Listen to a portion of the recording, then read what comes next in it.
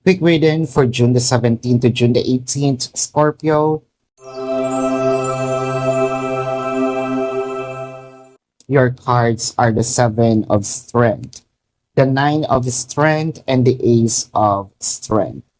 Pwede nating sabihin na ngayon, siguro si person nag-strategize, no?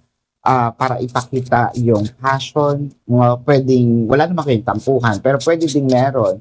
Pwede namang sabihin natin sweet nothings, no? Kung wala naman kayong tampuhan, bakit pag nagkakatampuhan lang ba, pwede ka maging malambing?